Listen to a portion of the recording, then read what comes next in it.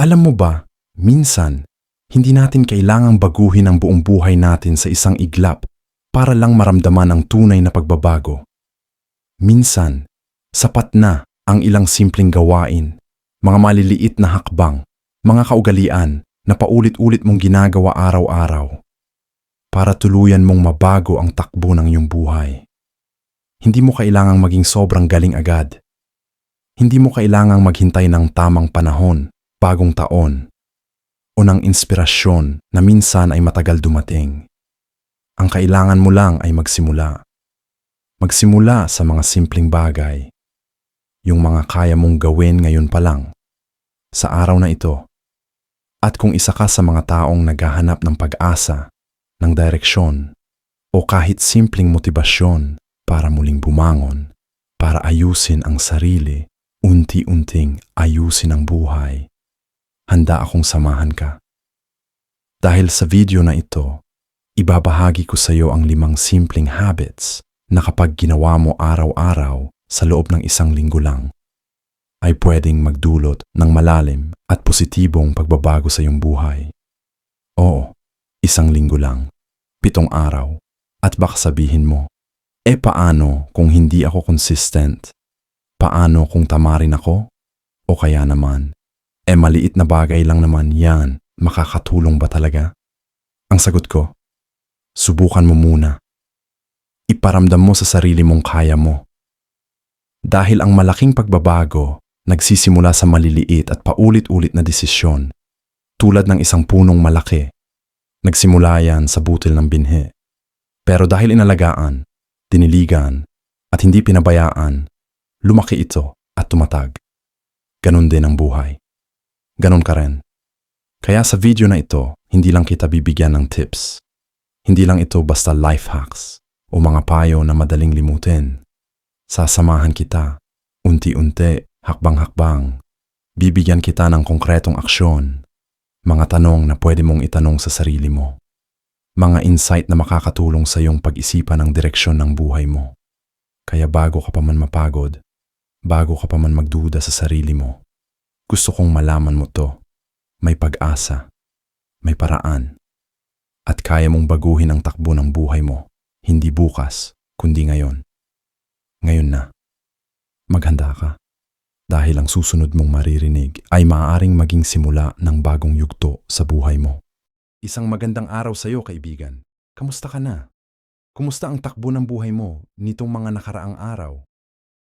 Alam mo ba, sa gitna ng mabilis na daloy ng panahon, madalas nating nakakalimutang huminto, saglit, huminga, at tanungin ang sarili, masaya ba talaga ako sa takbo ng buhay ko? Maraming tao ang araw-araw gumigising na parang robot. Gigising, kakain, magtatrabaho, uuwi, matutulog. Paulit-ulit. Parang wala ng direksyon. Parang nagiging routine na lang lahat. Pero alam mo ba, may paraan para baguhin yan. Hindi mo kailangang baguhin agad ang buong buhay mo sa isang iglap. Minsan, sapat na ang 5 simpleng hakbang. Oo, 5 lang. 5 gawi o habit na kung sisimulan mong isabuhay, pwedeng-pwede kang makaramdam ng pagbabago. Hindi lang sa isang buwan, hindi lang sa isang taon, kundi sa loob lamang ng isang linggo. Hindi ito pangako na parang mahika. Hindi ito yung tipong instant success na parang sa mga pelikula. Ang totoo, ang tunay na pagbabago ay nagsisimula sa maliliit, pero tuloy-tuloy na hakbang. Ang 5 habit na ibabahagi namin sa video na ito ay hindi bago. Hindi ito sekreto. Pero ang totoo, iilan lang ang talagang gumagawa nito araw-araw at doon nagkakatalo. Bago tayo magsimula, gusto muna kitang anyayahan.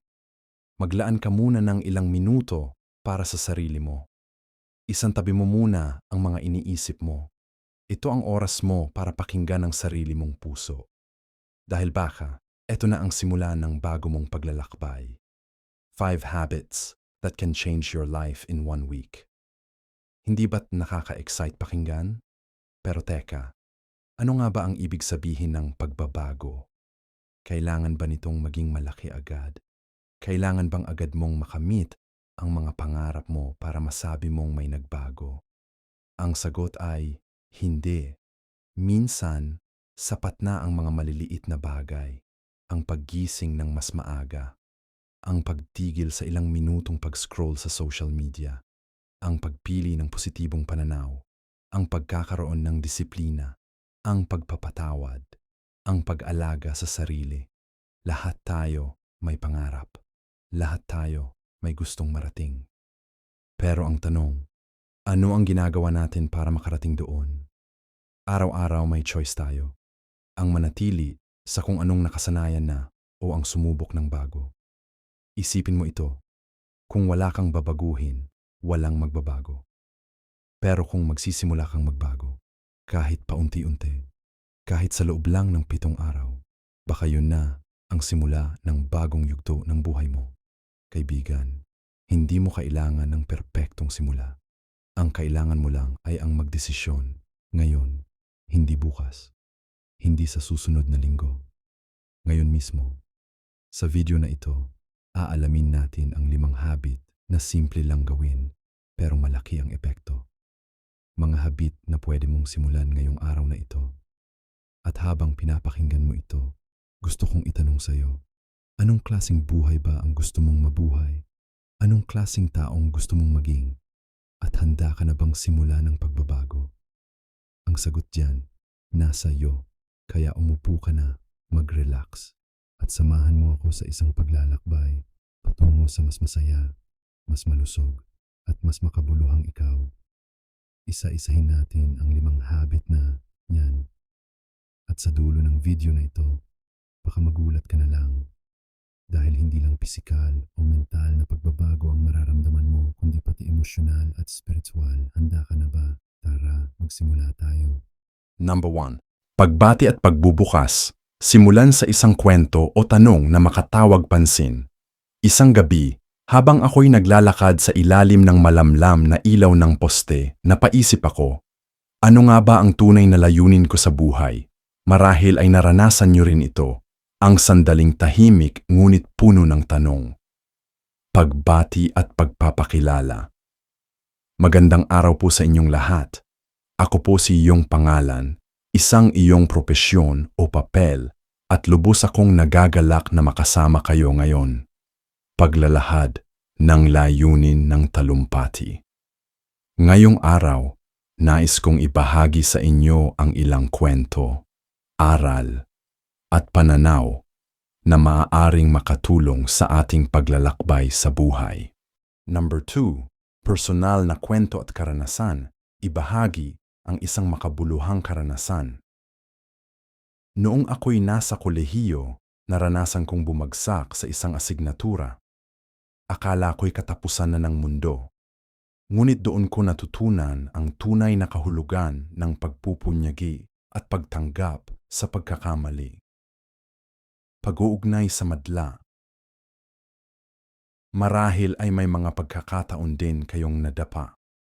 Ngunit tandaan, ang bawat pagkadapa ay pagkakataon upang bumangon at maging mas matatag. Number 3. Mga aral at pananaw. Paglalahad ng mga natutunang aral.